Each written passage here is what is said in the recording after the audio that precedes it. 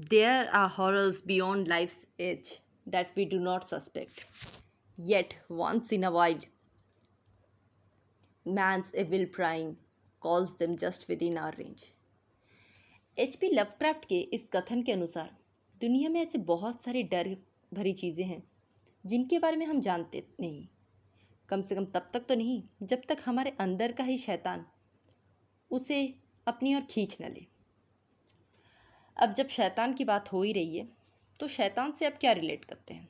अंधेरा, कोई बंद जगह, अजनबी चीज़ें। पर उस डर का क्या जो हमारी रोज़मर्रा की ज़िंदगी में हो?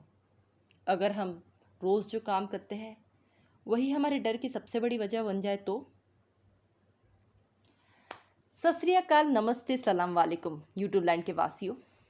आज इसी कॉन्सेप्ट को आगे ले जाते हुए मैं धुंध करती हूँ 2017 में आई सौरभ चक्रवर्ती द्वारा डायरेक्टेड होइचई ओरिजिनल की Bengali horror web series cartoon के साथ खौफ को ऑनलाइन। अब इस सीरीज में कुल 7 एपिसोड्स हैं, लेकिन क्योंकि एपिसोड्स काफ़ी छोटे हैं और कहानी मोरलेस लीनियर है, इसीलिए मैं एपिसोड वाइज नहीं समझा के पूरी कहानी एक ही साथ समझा दूंगी ताकि रायता कम फैले, क्योंकि इस सीरीज़ ने ऑलरेडी काफ़ी सारा रायता फैलाया हुआ है। अब हम इस सीरीज़ की पूरी स्टोरी को समझेंगे, इसके एंडिंग पे थोड़ी चर्चा करेंगे और रिव्यू भी करेंगे। तो होने वाली explanation in detail, spoilers will be plenty, hence the warning prevails. So now before we get started, मैं इन सारे एपिसोड्स के नाम ज़रूर एक बार बता देती हूँ। Episode 1 stranger things, episode 2 the blank pages, episode 3 disorder, episode 4 when you were young, episode 5 dead of the night, episode 6 the death, episode 7 the missing link. तो कहानी शुरू होती है एक यंग कपल को दिखा के, जो है ऑरित्रो और जीनिया, और वो लोग एक नए घर में शिफ्ट हो रहे हैं। अब उनके कुछ दोस्त भी हैं जो उस घर में उनको शिफ्ट होने में मदद भी कर रहे हैं, और हाउस वार्मिंग पार्टी भी है। मतलब बेसिकली अगर आपको मुफ्त में खाना और शराब चाहिए तो काम करना पड़ेगा। अब पार्टी और सजावट चलती रहती है, पर ऑरित्रो अपने कमरे में कार्टून्स बनाता है। So now we are introduce to Aritro who is a cartoonist, और वो अपना असाइनमेंट पूरा कर रहा होता है, लेकिन जीनिया के बार बार इंसिस्ट करने पे वो पार्टी में आता है, मस्ती करता है, शराब पीता है और फिर अपने कमरे में चला जाता है। अब वो अपने कमरे में जाके देखता है कि सारा सामान बिखरा हुआ है। उसे लगता है ये सब सिर्फ हवा की वजह से हुआ है, और ज़्यादा शराब पीने के कारण वो लेट के सो जाता है। थोड़ी देर बाद उसकी नींद खुलती है और वो खुद को उस बिल्डिंग में नीचे कॉरिडोर में खुद को ट्रैप्ड पाता है। नाउ ही इज शॉक्ड, क्योंकि वो चिल्लाने की भी कोशिश कर रहा है लेकिन उसकी आवाज़ नहीं निकल रही। अब जैसा कि आप सब लोग यहाँ तक आते आते समझ ही गए होंगे कि ये सब एक सपना था, और ये तो सच में नींद से जागता है और बाहर जाता है और देखता है कि सब कुछ ठीक है, उसके दोस्त पी के लुढ़क गए हैं, एवरीथिंग इज़ ऑल राइट। लेकिन ऑरित्रो को झटका तब लगता है जब वो अगले दिन ऑफिस जाता है और उसके बॉस उसे काफ़ी फटकार लगाते हैं। क्यों? क्योंकि ऑरित्रो ने पिछली रात को जो कार्टून्स का असाइनमेंट सबमिट किया था उसमें सिर्फ ब्लैंक पेजेस थे। Now Aritro is in a fix. वो घर वापस आता है और फिर से मेल करता है, पर अगले दिन उसके बॉस उसे फिर से कहते हैं कि सारे पेजेस ब्लैंक आए हैं एक्सेप्ट द लास्ट पेज, जिसमें एक हॉरिफाइंग कार्टून है एक डॉग का। ऑरित्रो उस डॉग के कार्टून को देखता है और पहचान लेता है कि अरे ये तो वही डॉग है जिसकी ड्राइंग उसके अपने फ्लैट में है। लेकिन फ्लैट में जो डॉग है वो ठीक ठाक है, और यहाँ पे जो डॉग है वो पूरा शैतानी रूप लेके है। अब ऑरित्रो के साथ कुछ और अजीब चीज़ें होती हैं, जैसे कि घर में टीवी अपने आप चलता रहता है और सिर्फ कार्टून चैनल ही आते हैं उसमें। वो देखता है कि उसकी गर्लफ्रेंड जीनिया एक वैम्पायर बन गई है जो उसका खून चूस रही है। एक पेंटिंग है जो उसकी उंगलियां फंसा लेती है अपने अंदर, वगैरह वगैरह। ऑरित्रो को बहुत ही ज़्यादा अजीब लगने लगता है और वो एक साइकियाट्रिस्ट से मिलने जाता है, ये कहते हुए कि उसे लगता है कि उसे सीज़ोफ्रेनिया हो गया, जबकि साइकियाट्रिस्ट कहता है इनकी नहीं, ये सब सिर्फ थकान की वजह से। लेकिन अब साइकियाट्रिस्ट को क्या पता कि ऑरित्रो के साथ अजीब अजीब चीज़ें होती ही जा रही है, होती ही जा रही, होती ही जा रही। वो ये बातें जीनिया से शेयर करता है और जीनिया डिसाइड करती है कि हमें बस घर में पूजा रखनी है, पूजा रखने से ही सब ठीक हो जाएगा। पर ऑरित्रो पूजा के अगेंस्ट है क्योंकि he is too cool and Puja is down market, you know. Anyways Puja तो होती है और जीनिया अपने पेरेंट्स के घर में रहने के लिए चली जाती है, क्योंकि अगले दिन से उसकी नाइट शिफ्ट शुरू हो रही थी और उसके पेरेंट्स के घर से उसका ऑफिस नज़दीक था। अब जीनिया पेरेंट्स के घर में होती ही है कि उसे खबर आता है कि ऑरित्रो अपने घर में बेहोश हो चुका है। वो दौड़ के जाती है और देखती है ऑरित्रो को वही साइकियाट्रिस्ट ट्रीट कर रहा है जिससे वो मिलने पहले गया था। मतलब अब ये साइकियाट्रिस्ट भी है, जनरल फिजिशियन भी है, 2 in 1 बिजनेस। एनीवेज वो डॉक्टर फिर से अपनी पुरानी कहानी बोलता है कि ये सबसे थकावट की वजह से है, ब्ला ब्ला ब्ला ब्ला। अब अगले दिन जीनिया वहीं पे रुकती है और वहीं से रात को ऑफिस जाती है। कुछ देर बाद उसके घर से कुछ अजीब अजीब सी आवाज़ें आने लगती हैं, जिसे सुन के उनकी बिल्डिंग का केयर टेकर उनके फ्लैट में जाता है और देखता है कि पूरा फ्लैट उथल पुथल है और ऑरित्रो सीमिंगली पोजेस्ड कंडीशन में है और उसके हाथ में डेथ वर्ड कार्व्ड किया हुआ है। वो जीनिया को बुलाता है और जीनिया ये सब देख के काफ़ी परेशान हो जाती है। वो लोग डिसाइड करते हैं कि वो लोग पैरानॉर्मल एक्सपर्ट से मिलने जाएंगे, जो है mister Rothin babu and popularly known as master Moshai. Rothin babu Oritro के हाथ की क्रेविंग को देख के ये बताते हैं कि उनके घर में एक बच्ची की आत्मा है जो 10 से 11 साल की है। ऑरित्रो को इन बातों पे बिल्कुल भरोसा नहीं होता है और वो वहाँ से चला जाता है। लेकिन जीनिया पूरा भरोसे के और यकीन के साथ मास्टर मशाई को उनके फ्लैट में ले जाती है, जहाँ पे ऑरित्रो अपने टैलेंटेड साइकियाट्रिस्ट को लेके पहुँच जाता है। अब साइकियाट्रिस्ट वर्सेस भूत भगाने वाला पैरानॉर्मल एक्सपर्ट, उन दोनों के बीच में एक फेस ऑफ होता है और वो लोग डिसाइड करते हैं कि रात को वो लोग उसी फ्लैट में रुकेंगे और भूत देखेंगे। द मोस्ट अवेटेड नाइट आती है और अचानक बीच रात में जीनिया उठती है और पाती है कि वो और ऑरित्रो बीच हवा में डोल रहे हैं। यहाँ मास्टर मशाई और डॉक्टर साहब भी उठते हैं और देखते हैं कि घर का सारा सामान हवा में तैर रहा है। ये सब देखने के बाद डॉक्टर साहब वहाँ पे बेहोश हो जाते हैं and the ghost theory is established. इसी बीच जीनिया भी गायब हो जाती है, पर कुछ देर बाद मिल जाती है उनके ही घर के बाथटब में और उसके पूरे बॉडी में कार्टून्स का ड्राइंग होता है। उनको सारी बातें काफ़ी फिशी लगती है और ऑरित्रो डिसाइड करता है कि वो अपने बिल्डिंग के फ्लैट के ओनर से जाके मिलेगा।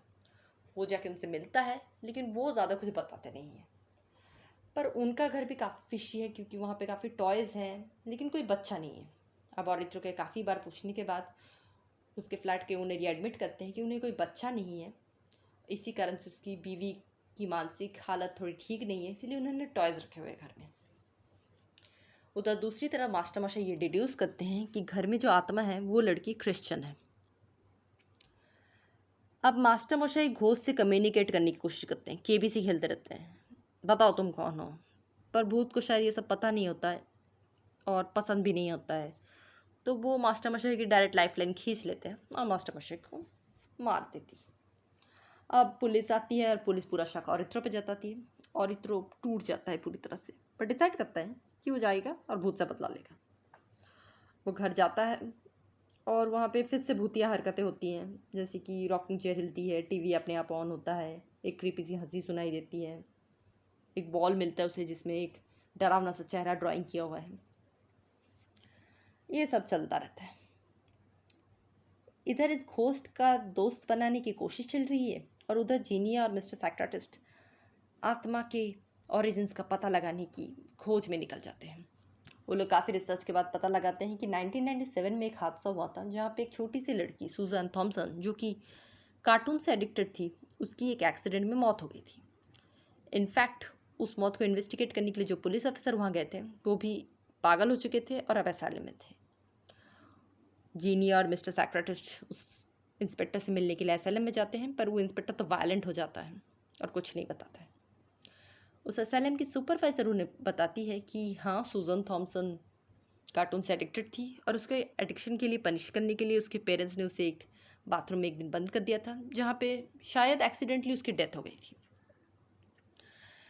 इधर जीनिया को केयर टेकर का फिर से फ़ोन आता है और वो दौड़ के जाती है, देखती है ऑरित्रो डर के मारे पूरे तरह से काँप रहा है। वो लोग तय करते कि वो लोग ये फ्लैट छोड़ देंगे। अब जीनिया ऑरित्रो को उनके कॉमन फ्रेंड के घर भेज देती है, जहाँ पे ऑरित्रो काफ़ी रिलैक्स्ड फील करता है। वो टीवी ऑन करता है, पर टीवी में सुजन थॉमसन का डेथ सीन चालू हो जाता है कि कैसे उसे बाथरूम में बंद कर दिया गया था, उसका सर बाथटब से टकरा गया था और वो वहीं पे मर गई थी। ऑरित्रो ये सब देख के बहुत ज़्यादा डर जाता है और अचानक से टीवी से पानी भी निकलना शुरू हो जाता है। ऑरित्रो डर के पीछे मुड़ता है और देखता है वहाँ पे किसी की आत्मा खड़ी है। बस कहानी ख़त्म।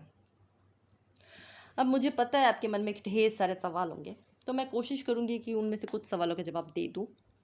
वैसे इसके सिवा भी अगर आपके मन में कोई भी डाउट हो तो कमेंट सेक्शन तो खुला ही है, वहाँ पे आप मुझे ज़रूर पूछिए। तो एक सवाल जो सबसे कॉमन है वो है कि औरित्रो तो फ्लैट छोड़ के जा चुका था, फिर वो आत्मा उसके पीछे क्यों आई? तो मुझे लगता है इसका जवाब ये है कि जो लास्ट नाइट औरित्रो ने वहाँ गुजारी थी, तब उस आत्मा ने उस फ्लैट से नहीं, औरित्रो से ही खुद को जोड़ लिया था, जिसकी वजह से अब औरित्रो जहाँ भी जाएगा वो आत्मा उसका पीछा करेगी। एक और ज़रूरी सवाल है कि क्या औरित्रो की लास्ट में डेथ हो जाती है? तो इसकी जवाब थोड़ा ट्रिकी है, क्योंकि एक ओपन एंडिंग है, तो probably yes and probably no. हो सकता है वो आत्मा उसे मार देती है या फिर वो आत्मा उसे पोजेस कर लेती है। तीसरा सवाल ये है कि वो आत्मा औरित्रो पे ही क्यों हावी होती है, जीनिया पे क्यों नहीं?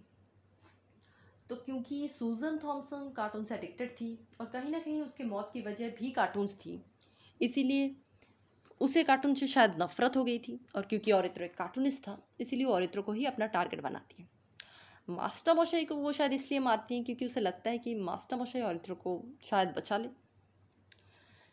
एनीवेज, अब बारी आती है सच का सामना करने की, जो ट्रस्ट मी भूत का सामना करने से भी ज़्यादा मुश्किल है, क्योंकि ये सीरीज़ तो एक स्नूज फेस्ट भी नहीं है। एपरेंटली इस सीरीज़ की शूटिंग जहाँ पे हुई है वो एक हॉन्टेड बंगलो है, जो कि 1912 से हॉन्टेड है, पर उसका भी कोई इफेक्ट नहीं है। सीरीज़ में ना कोई जंप स्केयर्स है, ना कोई क्रीपी सी फीलिंग है, ना कोई सटल फियर एलिमेंट है, नथिंग। डायरेक्टर ने शायद आरजीबी की भूत की तरह रोज़मर्रा की चीज़ों में डर पैदा करने की कोशिश की थी, जो कि बहुत ही ज़्यादा फेल्ड होती है इस सिचुएशन में। बैकग्राउंड स्कोर बहुत ही लाउड है और अचानक अचानक से बस घुस घुस के आ जाता है। एक्टिंग बस ओकेश है सबकी, और बहुत सारे प्लॉट होल्स हैं। इतने सारे सवाल है जिनका कोई जवाब नहीं, कोई इंडिकेशन भी नहीं। सबसे पहला सवाल, कोई एक अंडर कंस्ट्रक्शन बिल्डिंग में क्यों मूव इन करेगा? वहाँ पे कोई और इनमेट्स क्यों नहीं है उस बिल्डिंग में? पुलिस वाले के साथ क्या हुआ था? अभी जो ओनर्स है, क्या वो सूजन थॉमसन के माता पिता थे या फिर नहीं? वैसे ये सीरीज देख के ऐसा लगता है कि अलग अलग सीन्स जोड़ के कुछ एक बना दिया गया जिसका आपस में कोई तालमेल नहीं है।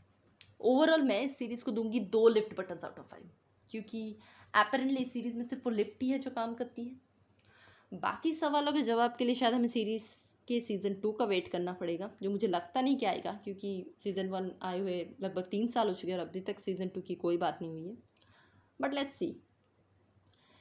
एनीवेज, ये सीरीज़ अवेलेबल है होइचोई ऐप पे और एमएक्स प्लेयर पे भी, बंगाली में, पर इंग्लिश सबटाइटल्स है तो आप देख सकते हैं। बट आई रिकमेंड कि स्टोरी तो पता चल ही चुकी है और देख के क्या करेंगे। वेल, अगर आपको ये एक्सप्लेनेशन अच्छी लगी हो तो प्लीज़ लाइक एंड सब्सक्राइब, और अगर नहीं लगी हो तो अनलाइक मत करिए, बल्कि सजेशंस दीजिए। आप मुझे ये भी बता सकते हैं कि और कौन सी फिल्म या सीरीज़ है जिसकी कहानी आप जानना चाहते हैं। तो इसी के साथ मैं धुंध करती हूँ खौफ को ऑफलाइन।